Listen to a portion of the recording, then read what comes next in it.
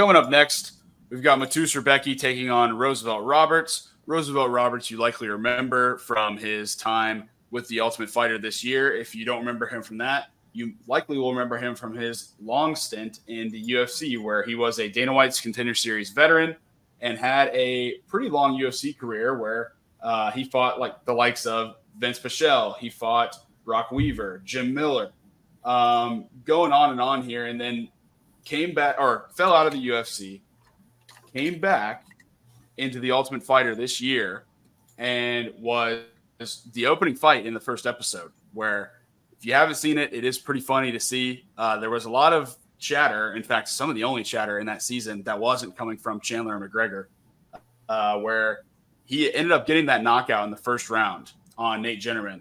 And it was super exciting to see. And then we saw lots of Roosevelt Roberts cameos the rest of the way until his next fight against Austin Hubbard that he lost.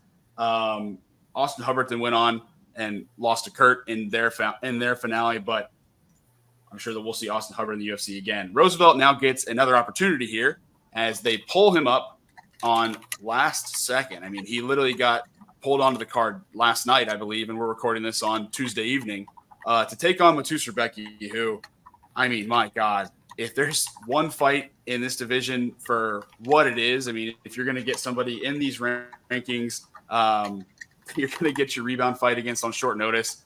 Rebecki would not be my first choice. I applaud Roosevelt Roberts for taking it, but at the end of the day, he is somebody that's going to take the opportunity, especially to fight in the most prestigious mixed martial arts promotion. So, Rick, I'll kind of let you take it away with Rebecki if you can. I think that there's going to be a huge mismatch of styles here, to put it lightly, as well as a mismatch of experience.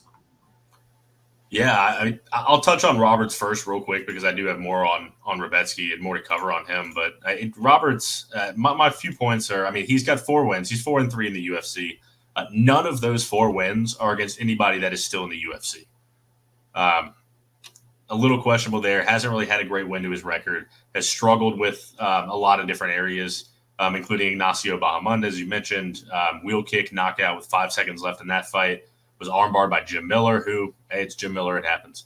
And then obviously the Hubbard lawsuit, which is getting better and better. But like you said, I mean, this is as bad a matchup as anyone could imagine. I can't Roosevelt knows that he's getting a payday here and that he's getting some respect from Dana and that he'll have another fight, because there's no other reason he would take this fight on 8 days' notice, because this could be ugly. Rebecki is hittable. But Robertson does not have the damage to be able to knock out Rebecki before Rebecki lands a left hook from hell to be able to drop him. And it's not just that left hand that the southpaw uses and loads up on with uppercuts and hooks. He has a right straight that he'll sit down on for that. It's like a jab, but it's a power jab, and it's nuts too.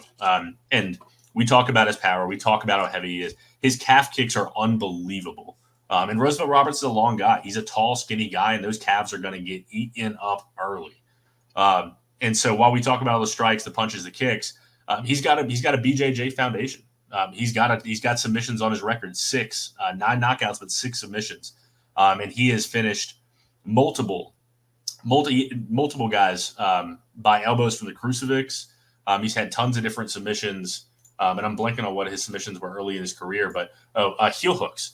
His first 4 wins were heel hooks. He then went to arm bars, and so 5 of his 6 submissions were actually early in his career, and then he really started to be able to level up his striking. And so he still has that in his back pocket, where if this gets to the mat, he knows exactly how to transition from guard to mount to crucifix, and then even while in crucifix, not just elbows, he can transition right into an arm bar. So he's got it on the feet, he's got it on the ground. I don't know a way that Rebecki loses unless he falls into a perfect strike from Roberts, where he's going in and he walks into a strike. I don't see a way it happens, and the odds reflect that. He's getting up to minus 600. He'll probably he might stay there. I think he could get up towards 700-800 here. I don't see a way that it happens. I think that Rebecki inside the distance could be interesting. The total is set to 2.5. I don't think that Roberts sees the third round, but that total is set to minus 200 to the under. So maybe Rebecki inside the distance is minus 150. I can't find on any books because this fight just got announced yesterday. But when that comes up, if it's minus 150 or less, I would lock that in if I were you. What do you got? I assume Rebecki. Yeah, my pick is Rebecki.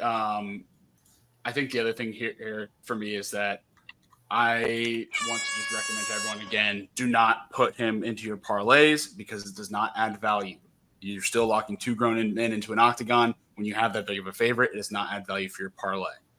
That's my only call out on this one because we don't have odds to look at right now. We're recording less than 24 hours after the fight was announced. So pick is easily Rebecki, but I agree. Maybe we'll see like 150, minus 150 on the inside the distance. And if that's the case, make sure to follow us on Twitter at AndyHH Sports and at RickHH Sports because we will be tweeting that out. Coming up next, we have got Tabitha Baby Shark Ricci taking on Lupi Godinez. Stay tuned with us as we break down this electric women's fight coming up. No.